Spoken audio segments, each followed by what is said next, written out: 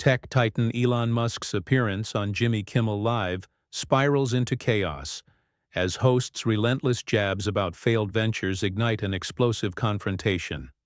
Musk, visibly seething after Kimmel's mockery of SpaceX launches and Tesla's stock crash, transforms the planned promotional interview into television's most uncomfortable 15 minutes. The green room at Jimmy Kimmel Live had always been a sanctuary for guests before they stepped onto the stage, a place to settle nerves and prepare for light-hearted banter. But tonight, the atmosphere crackled with tension. Elon Musk paced the small space, scrolling through his phone, occasionally pausing to mutter something to his publicist, who looked increasingly concerned. "Mr. Musk," a production assistant called from the doorway, clipboard clutched to her chest. "We're ready for you in 5." Musk nodded, slipping his phone into his pocket. "Any last-minute changes to the talking points?" he asked his publicist. "No, just stick to the SpaceX milestone, the new Tesla model, and maybe a light comment about social media if it comes up. Nothing controversial. Jimmy's team has been briefed on the boundaries." Musk straightened his blazer. "Should be straightforward. Enough?" If only he had known what was about to unfold. The applause was thunderous as Musk walked onto the stage, waving somewhat awkwardly at the audience before taking his seat opposite Kimmel. The host's smile seemed genuine enough as they shook hands, but there was something in his eyes, a gleam that seasoned viewers of the show might have recognized as trouble brewing. "Elon Musk, everybody," Kimmel announced, waiting for the applause to die down. "Thanks for coming. It's been, 3 years since you were last here?" "About that," Musk replied. "Been busy." "Oh, I can imagine," Kimmel said, leaning forward, slightly. "Running Twitter into the ground must be a full-time job." There was a beat of uncomfortable silence. The audience tittered nervously. This wasn't the usual playful opening banter. There was an edge to Kimmel's voice that caught everyone off guard, especially Musk, whose smile faltered momentarily. "Well, I prefer to call it X now," Musk responded, attempting to maintain his composure. "And actually, user engagement metrics are up significantly since X," Kimmel interrupted, drawing out the letter. "You know what else gets an X? A failed test. But I suppose you're familiar with those too." The audience's reaction was mixed. Some nervous laughter, some gasps. Musk's publicist, watching from the wings, straightened up, suddenly alert. "I think our successes outweigh our failures," Musk countered, his voice tight. "That's how innovation works, Jimmy. Not everything is going to be perfect the first time." "Speaking of not perfect," Kimmel continued, ignoring the warning looks from his own producer off-camera, "let's talk about those Cybertruck windows. Remember that demonstration?" He turned to the audience. "For those who don't recall, Elon here was showing off how unbreakable the windows on his new truck were, and then," Kimmel mimed a shattering motion with his hands, complete with sound effects. The audience laughed, but there was a palpable tension in the studio now. Musk's jaw tightened. "We fixed that issue before production," he said curtly, "and the Cybertruck has been extremely popular despite what critics like yourself might think." "Popular?" Kimmel raised an eyebrow. "Like those flamethrowers you sold? Or that perfume? What was it called? Burnt hair? I mean, come on, Elon. Even your most dedicated fans had to draw the line somewhere." Musk's expression darkened. This was not how the interview was supposed to go. His publicist was frantically whispering to one of the show's producers, who looked equally concerned. "I think you're missing the point," Musk said, trying to steer the conversation back to safer ground. "SpaceX just completed a significant milestone with—" "Ah yes, SpaceX," Kimmel cut in, "where rockets either make history or become very expensive fireworks. Tell me, what's the current ratio these days? 1 successful launch for every 2 explosions?" The audience gasped. This was beyond the usual talk show teasing. Kimmel was being deliberately provocative, and everyone could feel it.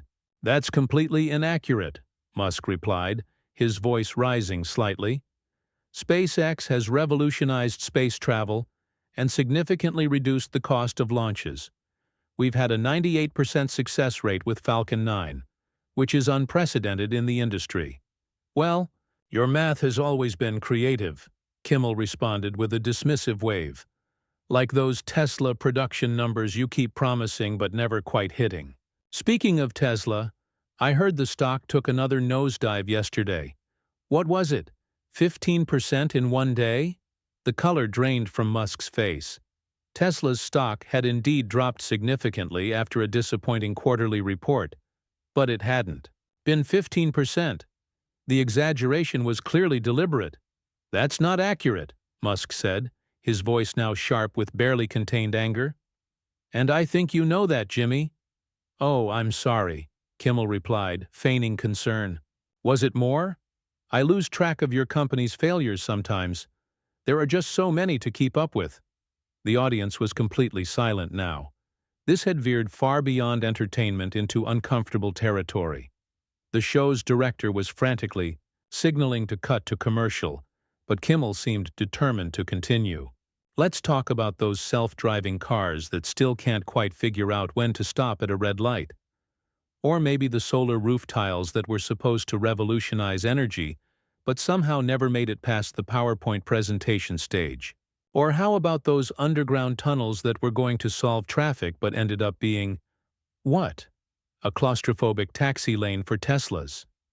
Musk's knuckles whitened as he gripped the armrests of his chair. His publicist was now practically in the producer's face, demanding they end the segment immediately. I don't think you've done your research, Jimmy, Musk said, his voice dangerously quiet. Our full self-driving technology has logged millions of miles with an incredible safety record. The solar division is growing steadily. And the boring company was always meant to be an exploratory project, but I guess it's easier to sit here and mock actual innovation than to understand it. Innovation? Kimmel laughed, but there was no humor in it. Is that what we're calling it now? Because from where I'm sitting, it looks more like a series of overhyped promises followed by underdelivered products. Tell me, how's that mission to Mars coming along? Should we expect human colonies by next Tuesday, or have you pushed that back again? The tension in the studio was unbearable. Camera operators exchanged worried glances.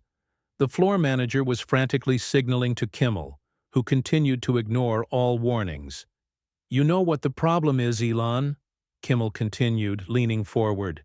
You've convinced yourself that every half-baked idea that pops into your head is genius, and you've surrounded yourself with people too afraid to tell you otherwise. And when things inevitably fall apart, you blame everyone else. The media, the government, woke culture, anyone but yourself. Musk's face had turned an alarming shade of red. The vein in his temple was visibly pulsing. For a moment, it seemed like he might simply get up and leave, but instead, he took a deep breath and leaned forward to meet Kimmel's gaze. I came here to discuss actual achievements and future plans, he said, his voice trembling with suppressed rage. Not to be insulted by someone who's never built anything in his life except a career of asking celebrities softball questions and making cheap jokes. The audience gasped at Musk's retort. No one had expected the typically awkward tech billionaire to fire back with such venom. For a split second, Kimmel seemed taken aback, but he quickly recovered, his smile sharpening into something predatory. At least my jokes land, Elon. Can't say the same for your rockets, Kimmel countered, doubling down. And speaking of building things, remind me again how many Cybertrucks have actually made it to customers. Last I checked, the wait list was longer than the list of your unfulfilled promises. The producer was now frantically making a slashing motion across his throat, desperately trying to signal for a commercial break. But Kimmel deliberately ignored him. The camera operators exchanged glances. This was unprecedented territory for a show that typically kept confrontations playful rather than genuinely hostile. 200,000 delivered to date, Musk snapped, his eyes narrowing. Maybe if you spent less time regurgitating lazy talking points from critics and more time actually researching, you'd know that. 200,000? Kimmel repeated, incredulously. Out of how many pre-orders? 1 million? And how many of those trucks have the specs you originally promised? Because from what I hear, they're heavier than advertised, can't go as far as advertised, and cost a hell of a lot more than advertised. Market conditions change, Musk replied through gritted teeth. Raw material costs skyrocketed post-pandemic. Every manufacturer faced the same challenges. But not every manufacturer took deposits from customers years in advance based on promises they couldn't keep, Kimmel shot back. You know what? Let's move on. I'm sure your fans have heard all your excuses before. Musk's publicist was now on her phone, presumably calling reinforcements, while simultaneously trying to get the attention of anyone who could end this train wreck of an interview. Let's talk about something more current, Kimmel continued. Your Neuralink brain chips. Remind me again how many test monkeys died during those experiments? That's a gross mischaracterization, Musk said, his voice rising. The research is rigorous and follows all ethical guidelines. The potential benefits for paralyzed patients are enormous. Right, potential benefits, Kimmel nodded with exaggerated understanding. Always potential, always in the future. Meanwhile, Tesla's full self-driving has been almost ready for 7 years now? The studio audience was completely silent now, witnessing something that felt less like entertainment and more like a public execution. A few uncomfortable chuckles emerged when Kimmel landed his blows, but even his most loyal fans seemed unsure about whether to laugh. We are actively rolling out new versions to our beta testers, making continual improvements, Musk defended, his hand now visibly shaking as he reached for the water glass on the table between them. The technology is incredibly complex, requiring millions of edge cases to be solved. No other company has come close to what we've achieved. Ah yes, the perpetual beta, Kimmel nodded. Convenient way to avoid accountability when something goes wrong. It's just a beta. Meanwhile, people are paying $10,000 for the privilege of being your guinea pigs on public roads.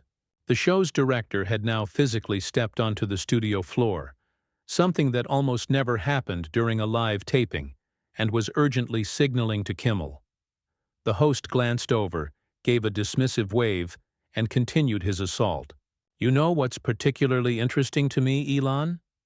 The contrast between the public persona you've cultivated, this quirky, relatable meme-posting genius who's saving humanity, and the reality of how your companies operate. The grueling hours, the union busting, the racial discrimination lawsuits at Tesla factories. That's enough, Musk interrupted, his voice dangerously quiet. You've clearly invited me here not for a discussion, but for an ambush based on half-truths and outright falsehoods. Half-truths? Kimmel raised an eyebrow. Like promising a Tesla semi that was supposed to revolutionize trucking back in 2019? Where is that exactly?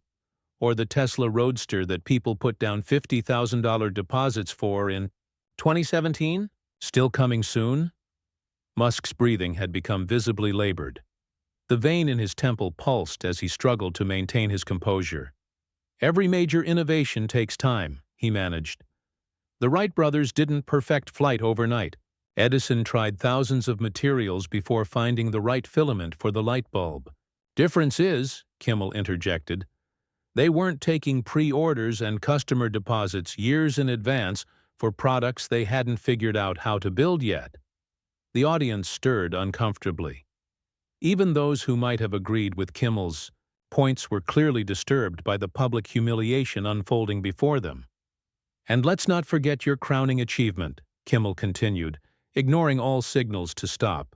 Buying Twitter for $44 billion, firing most of the staff, alienating advertisers, and then watching its value plummet to $15 billion now.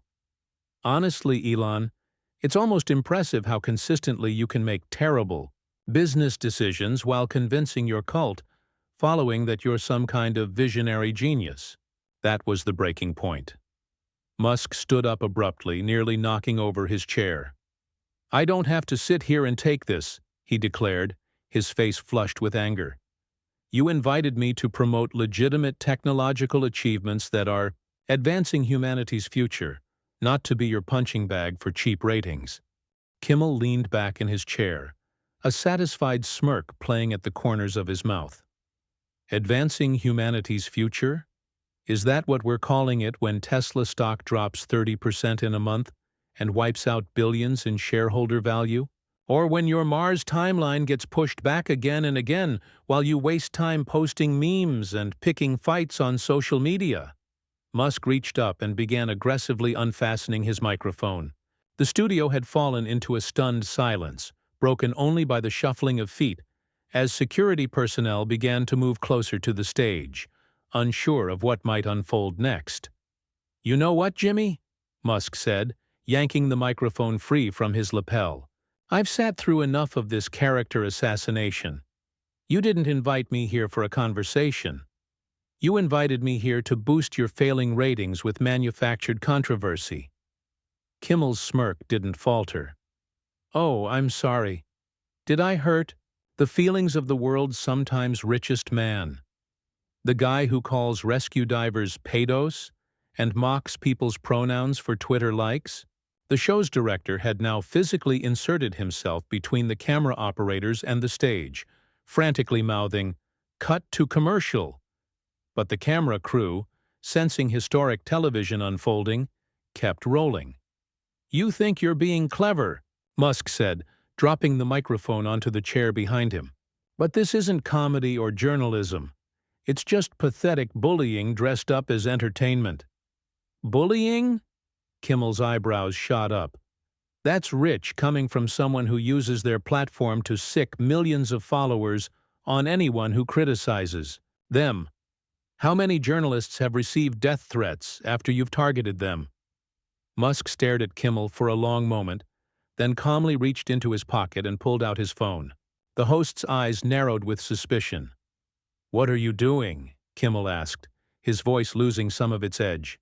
"Giving your audience something they deserve to see," Musk replied, tapping at his screen. "Real-time data doesn't lie, Jimmy, even when late-night hosts do." He turned the phone toward one of the cameras, which zoomed in to reveal a graph of viewership statistics for Jimmy Kimmel Live over the past 12 months. A clear downward trend highlighted in red. "Your ratings have dropped 43%. Year over year," Musk announced, his voice suddenly steadier. "Your relevance is fading faster than CNN+, so you've resorted to ambushing guests for viral clips instead of actual comedy." For the first time, Kimmel's composure cracked. The audience let out a collective "Oh!" recognizing the tables had turned. That's not accurate," Kimmel stammered, clearly caught off guard by the counterattack. "It's from Nielsen's own data," Musk pressed, finding his footing. "I'm a numbers guy, Jimmy. I deal in facts, not cheap shots. Maybe if you spent more time writing actual jokes instead of hateful monologues, people would still be watching." The audience erupted, in a mixture of gasps, applause, and uncomfortable laughter. Kimmel's face flushed crimson. His producer was now frantically signaling for the house band to start playing, the universal talk show signal for, "We need to end this now." "You can try to paint me as a villain all you want," Musk continued, emboldened by the audience's reaction. "But while you've been sitting here recycling the same tired jokes for decades, my companies have launched satellites, revolutionized the auto industry, and yes, sometimes failed spectacularly in pursuit of actual progress." Kimmel tried to regain control. "Look, if you can't handle criticism—" "I handle criticism every day," Musk interrupted, his voice rising. "What I don't tolerate is dishonesty packaged as entertainment. You didn't research Tesla's delivery numbers. You didn't look into SpaceX's success rate. You read a few hit pieces and thought you could score points by repeating them." The studio audience, initially frozen in shock, began to applaud. Not thunderously, but enough to indicate the momentum had shifted. The floor manager was now desperately holding up signs reading "commercial break" that Kimmel continued to ignore. "I get it," Musk said, taking a step toward the exit. "You needed this to go viral. Congratulations, it will. But not for the reasons you hoped." "Don't pretend this is beneath you," Kimmel fired back, finding his voice again. "You're the king of social media attention-seeking. The difference is, I'm paid to entertain. What's your excuse for trolling online 16 hours a day?" Musk paused, at the edge of the stage. For a moment it seemed he might simply leave without responding. Instead, he turned back to face Kimmel. "The difference, Jimmy, is that when I wake up tomorrow, I'll go back to building rockets, electric cars, and neural interfaces. I'll keep trying to push humanity forward, despite critics like you. What will you do? Make another joke about the Kardashians?" Stunned silence fell over the studio. Even Kimmel had no quick retort. In that moment, a production assistant hurried on stage with a clipboard, whispering urgently in the host's ear. Kimmel's expression shifted from anger to disbelief as he glanced at whatever information she had brought him. "Ladies and gentlemen," Kimmel finally said, his voice tight, "we need to take a quick break. We'll be right back." But Musk wasn't finished.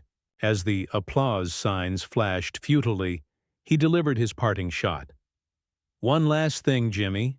Tesla stock that you mocked? It just announced a stock split and a record dividend after market close today. The plummeting stock you ridiculed is set to open 15% higher tomorrow morning, but you didn't know that because you were too busy preparing your hit job to actually research facts." With that, Musk turned and walked off stage, leaving Kimmel staring after him as the house band desperately tried to fill the awkward silence with music. The cameras finally cut away, but not before capturing Kimmel's stunned expression and the audience's murmuring reaction. Backstage was chaos. Production assistants scrambled to rework the remaining segments. Musk's publicist was already on the phone, simultaneously apologizing to and threatening network executives. The show's producer cornered Kimmel as soon as he stomped off camera. "What the hell was that?" the producer demanded. "We agreed to light teasing, not a public execution." "He deserved it," Kimmel muttered, loosening his tie. "His ego's too big." "Well, his ego just demolished our show," the producer snapped, holding up a tablet. "Social media is exploding. We're trending #1, but not in a good way. Kimmel meltdown and Musk destroys Kimmel are the top hashtags." Outside, Musk climbed into the waiting Tesla Cybertruck, its angular silhouette drawing stares from onlookers gathering at the studio gates. News of the confrontation had already leaked, drawing a small crowd of journalists and curious bystanders. "That was unexpected," his publicist said carefully as they pulled away. "We should prepare a statement." Musk gazed out the window, his expression unreadable. "No statements, no tweets, no responses. But they ambushed you. We should control the narrative." A thin smile crossed Musk's face. "The internet will take care of that for us. Besides, Tesla just announced record profits, and the new Starship test was successful. That's what matters, not some talk show host's desperate ratings grab." By morning, the confrontation had indeed gone viral. Clips circulated across every platform with commentators and celebrities taking sides. Late night's traditional code of keeping things light had been shattered, and the industry buzzed with speculation about potential fallout. Network executives called an emergency meeting with Kimmel's producers. Advertisers expressed concerns. Musk, true to his word, maintained radio silence, letting the incident speak for itself as he returned to posting about SpaceX achievements and retweeting engineering memes. 3 days later, Kimmel finally addressed the incident on his show. "I want to apologize to our viewers and to Elon Musk," he said, looking uncomfortable. "What happened wasn't reflective of who we try to be on this show. I let personal feelings interfere with professional conduct." The statement was carefully worded, likely crafted by network lawyers. But the damage was done. The unwritten rules of celebrity appearances had been broken, and the facade of friendly late-night banter would never seem quite as genuine again.